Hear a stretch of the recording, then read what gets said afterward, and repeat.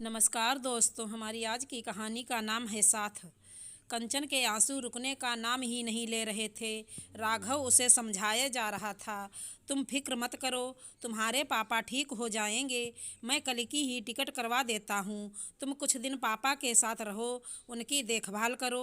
कल बहुत important meeting है तो मुझे ऑफिस जाना ही पड़ेगा, सो पिताजी तुम्हें कल ट्रेन में बैठा देंगे। तुम्हारे पापा के साथ साथ तुम अपना और मोनू बेटे का भी ध्यान रखना।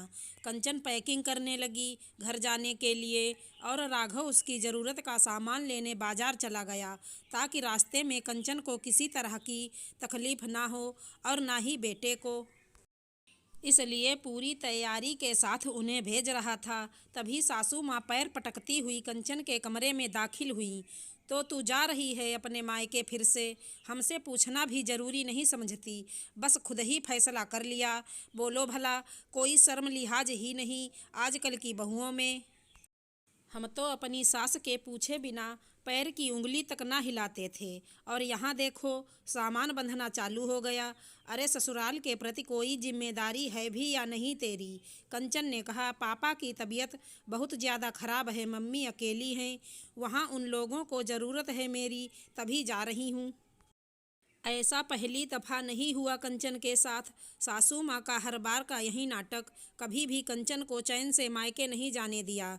ये तो राघव था जो उसकी बदौलत उसे मायके का मुंह देखने को मिल जाता था, वरना सासू माँ का बस चलता तो उसे मायके की दिशा में मुंह भी न करने देती।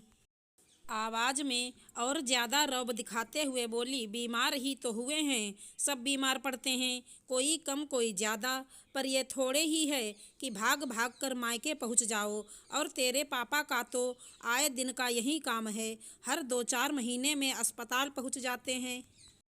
और बेटी मुंह उठाए चली जाती है, न खुद चैन से रहते हैं न हमें रहने देते हैं। बस अब इसके आगे कुछ मत कहिएगा मेरे पापा के लिए। आज पहली बार कंचन की आवाज़ घर के बाहर तक सुनाई दी होगी। हर बार आपका यही काम होता है, बिना सुनाए कभी नहीं जाने देती आप मुझे। पर हर बार बड़े होने का सम्मान देकर मैं आपसे कुछ नहीं कहती, पर आप हैं कि। और रही जिम्मेदारियों की बात, तो मैं अच्छी तरह समझती हूँ और निभाना भी जानती हूँ। शादी के बाद भी जैसे आप राघव की माँ हैं, वैसे ही मेरे माँ बाप आज भी मेरे माँ बाप हैं। शादी होने से मेरी जिम्मेदारियां उन लोगों के लिए ख़त्म नहीं होती, बल्कि दोनों परिवारों के लिए बनती हैं।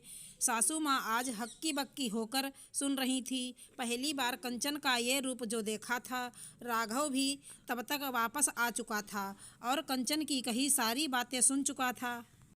सासू माँ ने खुद को संभालते हुए राघव से उम्मीद और शिकायत भरे लहजे में कहा, देख रहा है तू कैसी है तेरी बीबी, एक जरा सी बात पर कितना कुछ सुना दिया इस तेरी माँ को। देख ले छूट देने का नतीजा।